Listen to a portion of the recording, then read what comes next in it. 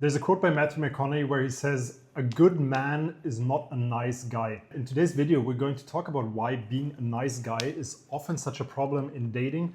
And I'll also tell you what you could be doing and should be doing instead. And don't worry, I won't be telling you that you need to be a bit more of an asshole or anything like that. And in fact, what I want you to be, rather than being an asshole, is being a good man. We're going to talk about what that actually means in just a moment. But first, let's talk about what it means to be a nice guy and why it's such a big deal to be too nice. The thing that's very easy to misunderstand about being a nice guy is that it doesn't really have anything to do with being nice. Somebody can be very unfriendly and still be a nice guy. Being nice, being friendly, or going out of your way to do something for somebody that you care about are actually things that can be quite attractive if done right. When psychologists speak of a nice guy, what they actually mean is a guy who bends himself over to please other people.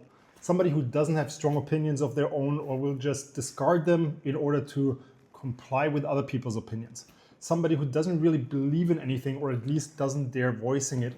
And somebody who doesn't enforce his own boundaries and will do things for other people even when it's not really in his own interests. Now, what's the problem with this? If you look at it from the perspective of other people, shouldn't they be happy to be surrounded by a nice guy?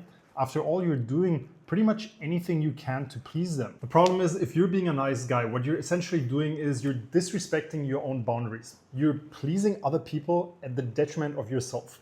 What that means is you're not even willing to stand up for yourself. So how can another person, especially how can a woman, trust in your ability to stand up for her? How can she trust in you being there for her when it matters? You cannot even stand up for yourself. If your goal is to date top tier women, you have to be aware that these women have options. And they're going to look for somebody who could be a partner for them that fulfills a certain set of requirements. That person needs to be reliable, trustworthy, have strong values, be willing to stand up for his values, have his own opinions, go his own way, have a clear direction in life, and is willing to stand up for himself in all of these aspects. If you're not able to do that, she's immediately going to disqualify you simply due to the fact that she has so many options to choose from. And why should she pick somebody that doesn't even fulfill the base requirements? Now look, being a good man is of course a lot harder than being a people pleaser. You can't just get away with being a different person depending on what the other person likes. You actually need to be somebody. You need to have a vision for who you are. You need to have a purpose.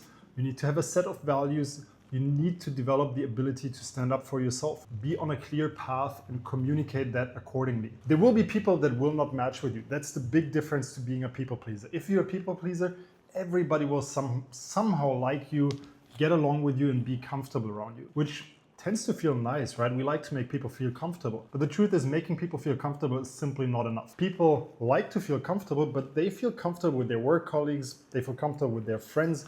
What they want from a partner is somebody they can trust and somebody they can rely on.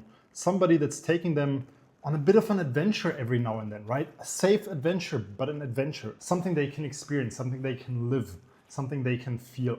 And that's so much more than just somebody that makes them feel comfortable. Now look, let me wrap up this video by sharing a story from when I was in my early 20s. When I was studying in France for a while, and I was the biggest people pleaser ever. I was invited to a party by a girl that I really liked, and everyone at this party, everybody I talked to would probably have described me as a very nice conversationalist, a person that's nice to talk to, which in the moment felt great.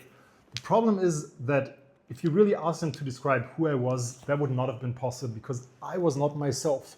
I was putting on a performance for each of these people, right? Everybody I talked to, I was trying to make them feel at ease around me. I was trying to make them feel good. I wasn't trying to be myself. I wasn't trying to be authentic. I wasn't expressing my true authentic self.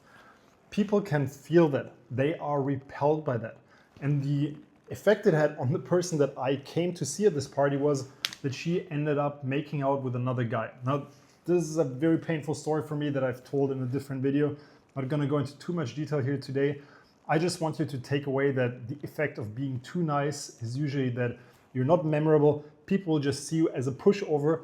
It's extremely unattractive and it's massively counterproductive. Whereas on the flip side, if you are somebody standing up for what you believe in, standing up for your values, standing up for your opinions, you might have a few people that don't like it, but the vast majority of people will love it so much more than if you're a pushover, even if they disagree with your opinion. So there is pretty much no downside to just being your true self, expressing who you are and what you want. And that said, let's wrap up today's video. I'll see you in one of my next videos. If you're not subscribed to the channel yet, hit the subscribe button. It's gonna help me a lot with my channel, and I'll see you in my next video.